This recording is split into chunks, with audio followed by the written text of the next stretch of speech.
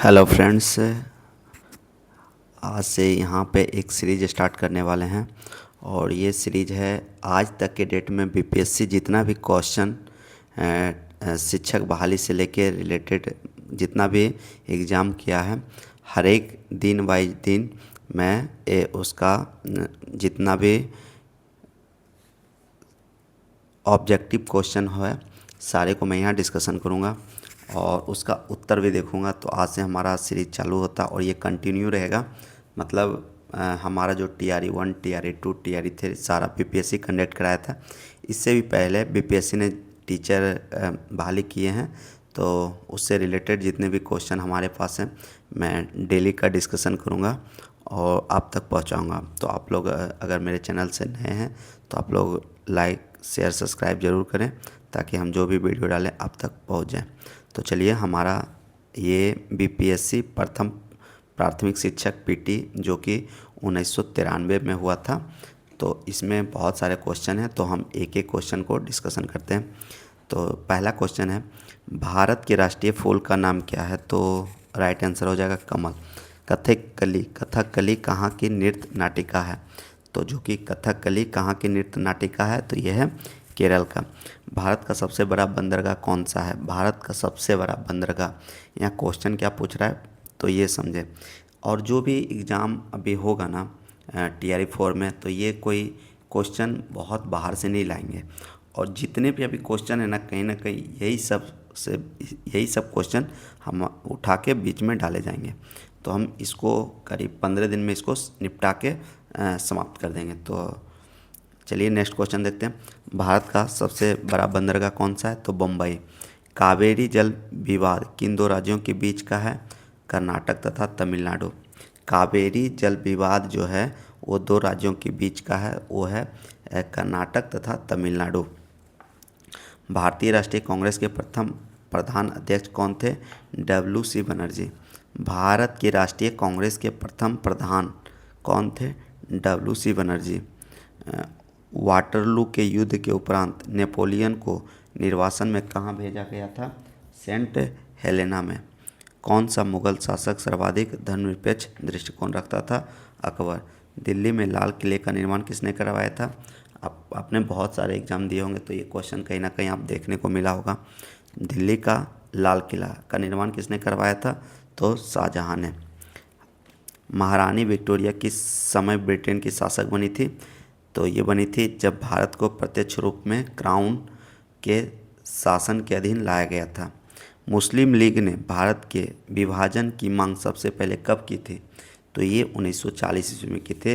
मुस्लिम league ने भारत के विभाजन की मांग सबसे पहले 1940 ईस्वी में किया था। दिल्ली को भारत की राजधानी कब बनाई गई थी? दिल्ली को भारत की राजधानी कब बनाई गई थी? तो ये बनाया गया था दिसंबर 1911 ईस्वी में। पानीपत का तीसरा युद्ध कब हुआ था? पानीपत का तीसरा युद्ध 1961 में। भारत किस दिन गणराज्य घोषित किया था? तो ये किया गया था 26 जनवरी 1950 को। संविधान के मौलिक अधिकारों में कौन से अधिकार को शामिल नहीं किया जाता है? तो यह है काम पाने का अधिकार। राज्य तथा सदस्यों का कार्यकाल क्या होता है? यह 6 वर्षों का होता है। राष्ट्रपति सर्वोच्च न्यायालय के किसी न्यायाधीश को कब तक नहीं हटा सकता है? क्वेश्चन अच्छे से आप लोग समझें, क्योंकि मैं हर एक क्वेश्चन को 1 से 2 बार रिपीट कर रहा हूँ यहाँ पे, ताकि कंसेप्ट क्लियर होता चले। और जो भी हमारे बीच ये क्वेश्चन आएंगे कहीं ना कहीं ये क्वेश्चन दिखे तो हम उसको इजीली टिक मार सकें। राष्ट्रपति सर्वोच्च न्यायालय के किसी न्यायाधीश को कब तक नहीं हटा सकता? तो ये जब तक उन्हें संसद के दोनों सदनों द्वारा स्वीकृति प्रस्ताव प्राप्त न हो जाए, तब तक राष्ट्रपति सर्वोच्च न्यायालय के किसी न्यायाधीश को तब तक नहीं हटा सकता जब तक उन्हें संसद के दोनों सदनों द्वारा स्वीकृति प्रस्ताव प्राप्त न हो। सर्वोच्च न्यायालय के न्यायाधीशों की अवकाश ग्रहण की आयु कितनी है? तो अवकाश ग्रहण की आयु 65 वर्ष है। किसी राज्य के विधानसभा में अधिकतम कितने सदस्य हो सकते हैं? तो किसी राज्य के विधानसभा में अधिकतम 500 हो सकते हैं। भारत में नागरिकता किस आधार पर निर्धारित होती है? तो भारत में नागरिकता जो निर्धारित होती है जन्म स्थान का सिद्धांत एवं रक्त का सिद्धांत। तो ये जन्म से रिलेटेड और रक्त से रिलेटेड सिद्धांत को मानते हैं। केंद्रीय मंत्रीगण किसके प्रति उत्तरदायी होते हैं? तो ये केंद्रीय मंत्रीगण लोकसभा के प्रति उत्तरदायी होते हैं। Lok Sabha.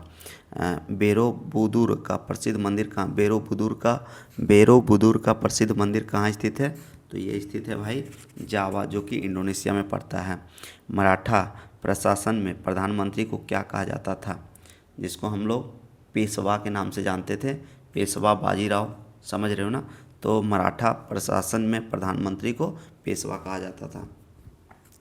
The wealth of nation की रचना किसने की थी? तो द वेल्थ ऑफ नेशन की रचना एडम स्मिथ के द्वारा किया गया है। भारत भारती की रचना किसने की थी? तो भारत भारती की रचना मैथिली शरण गुप्त ने किया था। हिंदू व्यू ऑफ लाइफ के लेखक कौन है? हिंदू व्यू ऑफ लाइफ के लेखक एस राधाकृष्णन थे। किस अफ्रीकी देश ने सबसे पहले स्वतंत्रता प्राप्त की थी? तो ये किया था घाना ने। सर्वेस्ट ऑफ द पीपुल सोसाइटी की स्थापना किसने की? तो ये हो जाएगा राइट आंसर गोपाल कृष्ण गोखले। अलीगढ़ आंदोलन का आरंभ किसने किए थे? सर सैयद अहमद खान ने किया था। अलीगढ़ आंदोलन का आरंभ किसने किया था? सर सैयद अहमद खां। अजमेर में किस सूफी संत की दरगाह है? अजमेर में जो जाते हैं चादर चढ़ाने के लिए, वहाँ किसका सूफी संत का दरगाह है? मोइनुद्दीन चिश्ती का। अजमेर जो जाता है मोइन चिश्ती दरगाह है। राज्य की उत्पत्ति के सामाजिक समझौते के उपरांत की एक प्रमुख प्रतिपादक कौन है? तो जॉन लॉक है। राज्य की उत्पत्ति के सामाजिक समझौते के उपरांत की एक प्रमुख प्रतिपादक कौन है? तो जॉन लॉक। म्यांमार बर्मा में किस प्रकार की शासन प्रणाली है? तो यह है संसदीय लोकतांत्रिक शासन। म्यांमार बर्मा में किस प्रकार की शासन प्रणाली है? तो यह संसदीय लोकतांत्रिक शासन। विश्व का सबसे बड़ा महाद्वीप कौन सा है? तो विश्व का सबसे बड़ा महाद्वीप एशिया महाद्वीप को कहा जाता है। उसके बाद कॉफ़ी का सबसे बड़ा उत्पादक देश कौन सा है? तो कॉफ़ी का सबसे बड़ा उत्पादक राज्य देश जो है कि हमारा ब्राज़ील है। सवारी के लिए प्रयोग की जाने वाली मोटर कारों का मूल उत्पादक कौन देश है? तो सवारी के लिए प्रयोग की जाने वाली मोटर कारों का मूल उत्पादक कौन देश है? तो संयुक्त राज्य अमेरिका, जो कि सबसे ज़्यादा सवारी गाड़ी वहीं तैयार किया जाता है। महाबलीपुरम के मंदिरों का निर्माण किसने करवाया था? महाबलीपुरम मंदिरों के निर्माण किसने करवाया था? तो ये पल्लव के शासक ने करवाया था, पल्लव। नीदरलैंड की मुद्रा को क्या कहते हैं? तो नीदरलैंड की मुद्रा को गिल्डर, जिसे अब यूरोप कहा जाता है। विश्व जनसंख्या दिवस कब मनाया जाता है? तो ये विश्व जनसंख्या दिवस 11 जुलाई को मनाया जाता है। खगोलीय पिंड संबंधी ज्ञान को क्या कहते हैं? खगोलीय पिंड संबंधी ज्ञान को खगोल विज्ञान कहते हैं। गीत सेट्ठी का संबंध किस खेल से है? तो गीत सेट्ठी का संबंध बिलियर्ड्स है। गीत सेट्ठी का संबंध किस खेल से है? गीत सेट्ठी। क्वेश्चन आ जाएगा कि गीत सेट्ठी का संबंध किस खेल से है? तो ऑप्शन आपके पास रहेगा जिसमें आपको बिलियर्ड्स मारना है। किस खेल का आरंभ इंग्लैंड में हुआ था? तो सबको पता है कि इंग्लैंड क्रिकेट का ज्ञाता माना जाता है, जो कि वहीं से क्रिकेट चालू हुआ था, तो इंग्लैंड से। कोणार्क मंदिर किस भगवान को समर्पित है? तो आप सबको पता होना चाहिए क्वेश्चन। कोणार्क मंदिर सूर्य को समर्पित है। हरगोविंद खुराना को नोबेल पुरस्कार किस क्षेत्र में दिया गया था? हरगोविंद खुराना को नोबेल पुरस्कार जीव विज्ञान के क्षेत्र में दिया गया था। दिल्ली में विजय घाट किसकी समाधि को कहते हैं? दिल्ली में विजय घाट की समाधि जो कि लाल बहादुर शास्त्री का है। किसी भारतीय राज्य की प्रथम महिला राज्यपाल कौन थी? किसी भारतीय राज्य की प्रथम महिला राज्यपाल कौन थी? तो इसका राइट आंसर हो जाएगा श्रीमती सरोजिनी नायडू। किस भारतीय राज्य की प्रथम महिला राज्यपाल? श्रीमती सरोजिनी नायडू। भारत में यह कौन प्रमाणित करता है अमुक विधेयक धन विधेयक है? तो ये कौन पारित करता है? लोकसभा अध्यक्ष। भारत में यह कौन प्रमाणित करता है अमुक विधेयक धन विधेयक है? लोकसभा अध्यक्ष। एशियन खेल 1982 कहाँ खेले गए थे? तो एशियन खेल 1982 जो कि दिल्ली में खेला गया था। एशियन खेल 1982 कहाँ खेला गया था? तो दिल्ली में। अगर आपके पास ये क्वेश्चन आपसे पूछ दे एशियन खेल 1982 कहाँ खेला गया था, तो आपको याद हो जाना चाहिए कि ये दिल्ली में खेला गया था।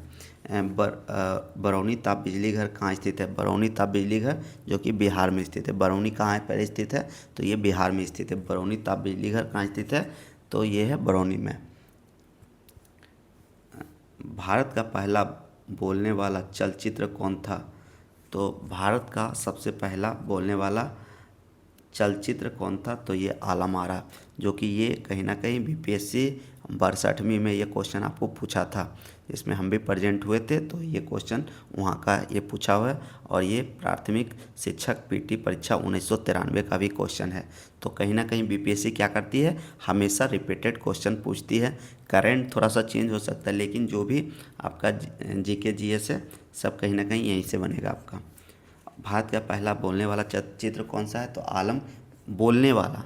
एक है ना बोलने वाला भी आएगा तो उसका भी देख लेंगे, लेकिन यहाँ बोलने वाला है तो ये आलम आरा हो जाएगा। गांधी नामक चलचित्र में कस्तूरबा गांधी की भूमिका किसने निभाई थी? गांधी नामक चलचित्र जिसमें कस्तूरबा गांधी की भूमिका रोहिणी हटगरे रोहिणी हटगरे।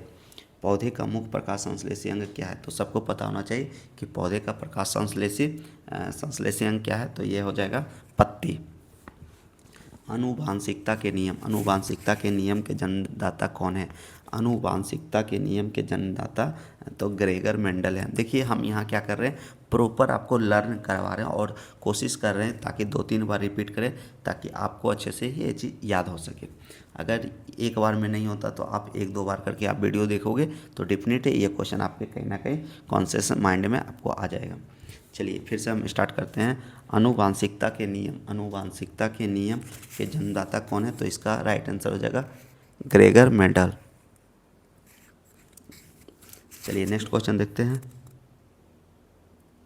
1930 के दशक का आर्थिक संकट कहाँ आरंभ हुआ था? तो 1930 के दशक का आर्थिक संकट जो कि संयुक्त राज्य अमेरिका में आरंभ हुआ था। संयुक्त राज्य अमेरिका में आरंभ हुआ था। पोलैंड पर जर्मनी द्वारा आक्रमण का तुरंत परिणाम क्या हुआ? तो पोलैंड का जर्मनी द्वारा आक्रमण का तुरंत परिणाम ये हुआ कि द्वितीय विश्व युद्ध चालू हो गया। द्वितीय विश्व युद्ध। प्रतिभूमि घोटाले की जांच करने वाली संसदीय समिति की अध्यक्षता किसने की? तो ये रामनिवास मिश्रा। प्रतिभूमि घोटाले की जांच करने वाली संसदीय समिति की अध्यक्षता किसने की थी? तो रामनिवास मिथ्या। औद्योगिक क्रांति कहाँ आरंभ हुई थी? तो औद्योगिक क्रांति इंग्लैंड में। औद्योगिक क्रांति कहाँ पे आरंभ हुआ था? तो ये इंग्लैंड में चालू हुआ था। औद्योगिक आज आपसे क्वेश्चन हम पूछ रहे हैं औद्योगिक क्रांति कहाँ चालू हुआ था? तो इंग्लैंड में चालू हुआ था। इसलिए 4 बार हम लोग इसीलिए 2-3 बार रिपीट करते ताकि आपको भी अच्छे से याद हो जाए। औद्योगिक क्रांति कहाँ पे प्रारंभ हुआ था? तो ये इंग्लैंड में प्रारंभ हुआ था। किस राज्य को भारत का अन्न भंडार कहा जाता है? तो किस राज्य को भारत का अन्न भंडार कहा जाता है? तो अन्न का भंडार। अगर आपको क्वेश्चन पूछ दे कि अन्न का भंडार, तो भारत का अन्न का भंडार किसको कहा जाता है? तो पंजाब को कहा जाता है। भारत में सहकारिता समिति अधिनियम सर्वप्रथम कब पारित हुआ था? सहकारिता अधिनियम सर्वप्रथम 1904 में। भारत में सहकारिता समिति अधिनियम सर्वप्रथम कब पारित हुआ था? तो ये 1904 में प्रारंभ हुआ था। भारत में सहकारिता अधिनियम सर्वप्रथम कब पारित हुआ था? भारत में सहकारिता समिति अधिनियम कब पारित हुआ था? तो ये 1904 में प्रारंभ हुआ था। किस जिले में सबसे अधिक चावल होती है? तो ये किस जिले में? तो सबसे ज़्यादा जो चावल उत्पादन होता है वो है पश्चिम बंगाल। भारत की तृतीय पंचवर्षीय योजना कब प्रारंभ हुई थी? भारत की द्वितीय पंचवर्षीय योजना कब प्रारंभ हुई थी? तो ये 1 अप्रैल 1961 में। भारत की द्वितीय पंचवर्षीय योजना कब प्रारंभ हुई थी? 1 अप्रैल 1961 में। भारत की पंचवर्षीय योजना कब प्रारंभ हुई थी? 1 अप्रैल 1961 में। प्रथम पंचवर्षीय योजना में अर्थव्यवस्था के किस क्षेत्र पर बल दिया गया? तो ये कृषि के क्षेत्र पर बल दिया गया। प्रथम पंचवर्षीय योजना में अर्थव्यवस्था के किस क्षेत्र पर बल दिया गया? आपसे क्वेश्चन पूछ देगा प्रथम पंचवर्षीय योजना में अर्थव्यवस्था के किस क्षेत्र पर बल दिया गया? तो ये कृषि के क्षेत्र पर बल दिया गया। योजना नीति आयोग का प्रधान कौन होता है? तो सबसे पहले समझे योजना नीति, योजना कौन बनाता है? तो इसका प्रधान कौन होता है? तो प्रधानमंत्री होता है। संविधान के वायले सवे संशोधन में किस विषय को राज्य सूची से संवर्धित सूची में हस्तांतरित किया गया? तो ये शिक्षा को किया गया। संविधान के 42वें संशोधन में किस विषय को राज्य सूची में संवर्धित सूची में हस्तांतरित किया गया? तो ये हो जाएगा शिक्षा के क्षेत्र में। राज्य का उच्चतम विधि अधिकारी कौन होता है? राज्य का उच्चतम विधि अधिकारी कौन होता है? तो एडवोकेट जनरल। राज्य का उच्चतम विधि अधिकारी कौन होता है? तो एडवोकेट जनरल होता है। रिटर्निंग अधिकारी कौन होता है? वह अधिकारी जो किसी निर्वाचन क्षेत्र में चुनाव के लिए उत्तराधिकारी होता है और परिणाम की घोषणा करता है। रिटर्निंग अधिकारी कौन होता है? तो वह अधिकारी होता है जो किसी निर्वाचन क्षेत्र में चुनाव के लिए उत्तराधिकारी होता है और परिणाम की घोषणा करता है। राज्यपाल की नियुक्ति के लिए कितनी आयु होनी चाहिए? तो राज्यपाल की नियुक्ति के लिए अगर आपसे क्वेश्चन पूछ दे कि राज्यपाल की नियुक्ति के लिए कितनी आयु होनी चाहिए, 40 हो जाएगा, 45 हो जाएगा, 55 हो जाएगा, 35 हो जाएगा, तो इसका राइट आंसर हो जाएगा 35। राज्यपाल की नियुक्ति के लिए मिनिमम 35 एज होनी चाहिए। राज्य के मुख्यमंत्री किसके प्रति उत्तरदायी होता है? तो राज्य का जो मुख्यमंत्री होता है वो राज्यपाल के लिए उत्तरदायी होता है। अब मान के चलिए क्वेश्चन आपसे पूछ दे तो आपको क्या लगता है, ये मिस क्वेश्चन होगा क्या? हम नंबर ऑफ क्वेश्चन को बहुत बार पढ़ेंगे ताकि आपको भी अच्छे से याद हो जाए। अभी हमने एक क्वेश्चन पूछा था राज्यपाल की नियुक्ति के लिए मिनिमम कितना एज होना चाहिए? तो 35। राज्य का मुख्यमंत्री किसके लिए उत्तरदायी होता है? तो किसके लिए होता है? राज्यपाल के लिए होता है, बस सिंपल। नेक्स्ट क्वेश्चन है राज्य के उच्च न्यायालय के न्यायाधीशों की अवकाश प्राप्ति की आयु क्या होती है? तो ये आयु जो होता है 62 वर्ष होता है। राज्य के उच्च न्यायालय के न्यायाधीशों की अवकाश प्राप्ति की आयु क्या होती है? जो कि रिटायरमेंट का आयु होता है 62 वर्ष। किसी राज्य के किसके परामर्श पर राष्ट्रपति शासन लागू होता है? तो राज्यपाल के शासन पर। किसी राज्य में किसके परामर्श पर? तो किसके परामर्श पर राष्ट्रपति शासन लागू होता है? तो राज्यपाल के परामर्श पर हमारा राष्ट्रपति शासन लागू होता है। गोवा किस उच्च न्यायालय के क्षेत्राधिकार में है? तो गोवा जो कि मुंबई के उच्च न्यायालय के क्षेत्राधिकार में गोवा। कौन सा प्रसिद्ध कवि संसद के सदस्य थे? अब ये क्वेश्चन देखिए अच्छे से। कौन सा प्रसिद्ध कवि संसद के सदस्य थे? तो इसका राइट आंसर हो जाएगा Ramdhari Singh Dinkar. Letters from the father to the daughter किसने लिखा था? क्वेश्चन फिर से समझे अच्छे से। Letter from the father to the daughter किसने लिखा था? तो इसको लिखा था जवाहरलाल नेहरू ने। Letters for the father to the daughter किसने लिखा था? तो इसको लिखा था जवाहरलाल नेहरू ने। गूगली शब्द किस खेल से? भाई ये क्वेश्चन कितनी बार रिपीट हो गया बता नहीं सकता। बीपीएससी अपने एग्जाम में कंडक्ट कराया है बहुत बार। गूगली शब्द क्रिकेट के खेल से रिलेटेड है googly. As you like it नामक पुस्तक किसने लिखी थी? तो ये विलियम शेक्सपियर ने लिखी थी। एज यू लाइफ इट नामक पुस्तक किसने लिखी थी? तो ये लिखी थी विलियम शेक्सपियर ने। ध्यानचंद्र का संबंध किस खेल से है? तो भाई ध्यानचंद्र का खेल आप थोड़ा सा दिमाग पे जोर करें कि ये क्वेश्चन ना जाने कहाँ पूछा था। ध्यानचंद का संबंध किस खेल से है? तो ध्यानचंद भाई हॉकी के खेल से जाने जाते हैं। माधवराव सिंधिया किस खेल के संगठन के प्रधान थे? माधवराव सिंधिया जो कि क्रिकेट खेल के प्रधान थे। किसी हिंदी चलचित्र का प्रथम विश्व प्रदर्शन जी टीवी पर हुआ? फिर तेरी कहानी याद आई। समझ रहे हो ना क्वेश्चन क्या कहता है? किस हिंदी चलचित्र का प्रथम विश्व प्रदर्शन जी टीवी पर हुआ था? समझ रहे हो ना, प्रथम जी टीवी पर। तो फिर तेरी याद आई। भाई इसको ऐसे समझो कि फिर तेरी याद आई पहला प्रदर्शन जी टीवी पर हुआ था। धारावाहिक रामायण के निर्माता कौन थे? रामानंद सागर। ये भी कहीं ना कहीं बीपीएससी जो कि जिससे आप एसडीएम बनते हैं उसमें ये चीज़ क्वेश्चन पूछा हुआ है। धारावाहिक रामायण के निर्माता कौन थे? तो रामचंद्र सागर। इससे ये क्लियर होता है कि बीपीएससी हमेशा रिपीटेड क्वेश्चन पूछती है। तो डिफिनिट है जो भी यहाँ प्रीवियस टीचर में पूछा गया क्वेश्चन है, हम डे बाय डे आपको ये क्वेश्चन प्रोवाइड करा रहे हैं ताकि आपको भी अच्छे से लर्न हो जाए और आप लोग हमारे चैनल से जुड़ के रहें। हम डेली कंटिन्यू सीरीज लाएंगे और कोशिश रहेगा कि हर एक 15 दिन में मैं इसको फिर से दोहराऊं, ताकि जब जब मेरा हमारा मेंस होगा, टीचर का पीटी होगा, तब तक हम बहुत बार ये क्वेश्चन को अटेम्प्ट कर लेंगे। देखो पीटी में बहुत ज़्यादा कुछ पूछने वाला नहीं है, बस जीके जीएस का खेल है और बाकी और मैथ और रीजनिंग का भी है। तो मैथ और रीजनिंग बहुत ज़्यादा क्वेश्चन नहीं रहेंगे, 10-10 एक्सपेक्ट करके चलते हैं, तो उसको भी हम कहीं ना कहीं डे बाय डे आपको प्रैक्टिस कराएंगे उसका भी। लेकिन अभी फ़िलहाल क्योंकि ये बुक थोड़ा सा, ये जो प्रीवियस क्वेश्चन है ये काफ़ी है, तो हम अभी 15 दिन एटलीस्ट कम से कम जब तक फॉर्म नहीं भराता है तब तक हम सिर्फ इसको ही रिवाइज करेंगे और कोशिश करेंगे फॉर्म से पहले इसको एक बार कंप्लीट कर लेने का। उसके बाद जब इधर फॉर्म भराएगा, इधर हम इसको कम से कम 1 से 2 बार अब इसको कंप्लीट करते चलेंगे और बस इतना ही करना है। उसके बाद भाई एक प्रैक्टिस सेट आपको लगा के चलना है। आप ऑनलाइन भी देख सकते हो या ऑफलाइन भी, जो भी प्रैक्टिस सेट आपको अवेलेबल हो आप उसको ले लो, बस इतना ही करना है, इससे ही आपका रिजल्ट हो जाएगा। चलिए, आप लोग हमारे वीडियो पर नए तो आप लोग हमारे से जुड़ कर जाएँ ताकि हम डेली जो सीरीज लाएँ बीपीएससी टीचर का पीटी का, तो आप उसको डेली आप लोग देख पाओ।